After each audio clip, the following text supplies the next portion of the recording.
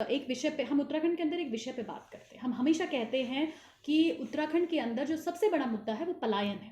आज जोशीमठ एक ऐसा एग्जाम्पल है जहां लोग रिवर्स माइग्रेशन करके वापस आए, रीमाइग्रेट करके वापस आए हैं और बहुत एजुकेटेड यूथ है, बहुत पढ़ाई लिखाई करके अपनी नौकरियां छोड़कर एक होप के साथ, एक इच्छा के साथ कि हम जोशीमठ के अंदर जब जाएंगे तो अपने लिए एक नया भविष्य तैयार कर पाएंगे। आज उन बच्चों का भविष्य भी, उन युवाओं का भविष्य भी खतरे में है, क्योंकि सरकार से आज ये भी अनुरोध है कि एक पॉलिसी या कुछ तो उनके लिए क्या कदम उठाए जाएंगे ये डिफाइन तो कीजिए। हर बार अगर हम सिर्फ ये कहेंगे कि हो जाएगा, इस पे हम सोचेंगे, इस पे हम विचार करेंगे या कमेटी गठित करेंगे, ये समय नहीं है, ये वो समय नहीं है। आपको इसमें डिसीजन लेने की ज़रूरत है। और देखिए, कहीं ना कहीं मुझे हमेशा लगता है कि सरकार बहुत कॉम्प्रोमाइज्ड होती है डिसीजन लेने में, क्योंकि ऐसा लगता है कि मानो सरकार की लगाम भी सेंट्रल गवर्नमेंट के पास है। तो मुझे लगता है कि आज स्टेट के अंदर जो स्टेट के डिसीजंस हैं वो स्टेट गवर्नमेंट को लेने चाहिए। स्टेट के युवाओं के जो डिसीजंस हैं, स्टेट में जो लोगों के डिसीजन वो इमीडिएट लेने चाहिए। और देखिए, इस पे कम से कम वो यूथ के लिए क्या पॉलिसी बनाएंगे। यूथ जब वहाँ बाजार खत्म हो जाएगा, रोजगार खत्म हो जाएगा, तो उन लोगों को किस तरीके से सरकार विस्थापित करेगी या उनके लिए क्या योजनाएं बनाई जाएंगी, क्या स्टेप्स उठाए जाएंगे, ये सब चीज़ें भी डिफाइन करना आवश्यक है। दूसरी चीज़, वहाँ पर बहुत सी महिलाओं से जब मैं मिली तो बहुत सी महिलाएं जो है प्रेग्नेंट फीमेल्स हैं और बहुत बुजुर्ग जो लोग हैं, कुछ हैंडीकैप लोग हैं, उनके लिए क्या मेजर्स वहाँ पे गवर्नमेंट ले रही है इसका कुछ पता नहीं है। क्योंकि देखिए, अगर जोशीमठ के अंदर हॉस्पिटल्स में क्रैक आएंगे तो कहाँ उन महिलाओं को शिफ्ट किया जाएगा, कौन सा सिस्टम ऐसा रेडी किया गया है। मैं तो आपसे पहले भी कह रही हूँ, जो कैंप की वो बात कर रहे हैं वो जोशीमठ के अंदर ही, जोशीमठ के होटल्स में, जोशीमठ के नगर पालिका भवन में वहीं लोगों को रखा गया है। तो देखिए, इसके लिए एक प्रॉपर प्लानिंग की ज़रूरत है। और अब जैसे कि आगे देखा भी गया कि कई और जगहों पे भी दरारें आ रही हैं, इन सारी चीज़ों पर एक प्रॉपर प्लानिंग की आवश्यकता है। क्योंकि देखिए, आज आपदा आई है, कल हो सकता है फिर आए। हम लोग सेस्मिक जोन 5 में आते हैं और ये बिल्कुल ऑब्वियसली हिमालयन, जो हमारे हिमालय पहाड़ हैं वो अभी बिल्कुल न्यू माउंटेन्स हैं और वहाँ अर्थक्वेक्स की जो संभावनाएं हैं वो बनी रहती हैं। तो हो सकता है आने वाले समय में फिर आए। तो उसके लिए क्या स्टेप्स, क्या मेजर्स हम ले सकते हैं, वो उस पर बात करना ज़रूरी है। समाचार इंडिया के माध्यम से मैं भी यही गुहार लगाना चाहूँगा सरकार से कि समय रहते जल्द से जल्द इन चीज़ों पर आपको एक्शन लेना होगा। कमेटी गठित कीजिए, जितना शीघ्र अति शीघ्र वहाँ पर कार्य हो सकते हैं वो करने होंगे। अब मैम, मेरा अंतिम सवाल आपसे है, क्या आपको लगता है कि पहाड़ों में विकास के नाम पर, जिस तरीके से अभी एक खबर मुझे मिली है, प्राप्त हुई है कि जो ऋषिकेश कर्णप्रयाग का रेलवे लाइन का प्रोजेक्ट चल रहा है, उसमें नरेंद्र नगर के अटाली गांव के पास जहां पर रेलवे स्टेशन का निर्माण चल रहा है, वहां के भी कई घरों में दरारें आई हैं और 1.5 से 2 फीट तक वहां पर वो कह रहे हैं कि हमारी ज़मीनों में जो है वो गैप आ गया है और घरों में गैप आ गया है।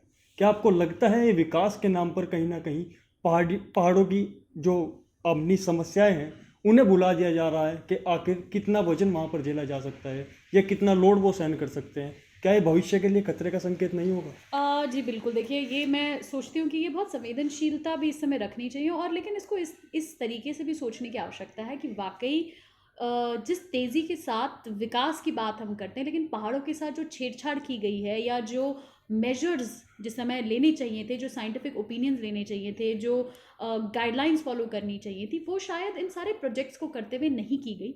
जिसके लिए मैं ये नहीं कह रही कि कोई एक दल जिम्मेदार है, इसके लिए सत्ता में रही सारी पार्टियां, सारी सरकारें जिम्मेदार हैं। इस चीज़ को मैं मान रही हूँ कि उस चीज़ को ढंग से, जिस तरीके से किया जाना चाहिए था, जो मेजर्स फॉलो किए जाने चाहिए थे, वो नहीं किए गए और उसका जो भुगतान है वो हमारे पहाड़ के लोगों को भुगतना पड़ रहा है। लेकिन आज अब समय है कि अब उस चीज़ को हम कैसे इम्प्रूव कर सकते हैं। आज लास्ट 6 साल से भारतीय जनता पार्टी की सरकार प्रदेश के अंदर है, और जो बीच बीच में जब इस चीज़ के लिए, इसकी देखरेख के लिए जो मेजर्स लिए जाने चाहिए। और देखिए, मैं तो इमीडिएट की बात करूँगी, मैं ये बात नहीं करना चाहती कि आज से 50 साल पहले क्या बात हुई थी, लेकिन आज से जो 6 साल का ये जो पीरियड था, इस 6 साल के अंदर भी कितनी बार सरकार ने ये जानने की कोशिश करी कि क्या दिक्कतों का सामना इन परियोजनाओं से आ सकता है। क्या इन सारी परियोजनाओं को बनाते हुए क्या साइंटिफिक ओपिनियंस लिए गए, क्या जियोलॉजिस्ट को क्या ओपिनियंस लिए गए। वो सारी चीज़ें भी तो जाननी ज़रूरी है। जब सरकार इस चीज़ को अपने लिए एक पॉलिटिकल एजेंडा बना सकती है कि ऑल वेदर 4 धाम हम बिल्कुल पहाड़ों में रेलवे पहुंचा रहे हैं, ट्रेन पहुंचा रहे हैं, इस चीज़ को जब आप मार्केट कर सकते हैं, तो इस चीज़ का संज्ञान कौन लेगा कि उनमें उसको बनाने के लिए क्या साइंटिफिक मेजर लेने चाहिए। देखिए, मैं तो इस बात को मानती हूँ, उत्तराखंड से आती हूँ, तो हमारी जो गंगा माँ है, अगर हम उसको सुरंगों में डालने की कोशिश करेंगे तो इस तरीके की आपदाएं आना स्वाभाविक है। देखिए, इसलिए स्वाभाविक है कि वो छेड़छाड़ जो करी जा रही है वो हद से पार है। और अब लेकिन समय इस बात का है कि देखिए, जोशीमठ ने एक उदाहरण हमें दे दिया है, लेकिन ये ऐसा नहीं है कि रुकने वाला है, ये आगे भी आएगा।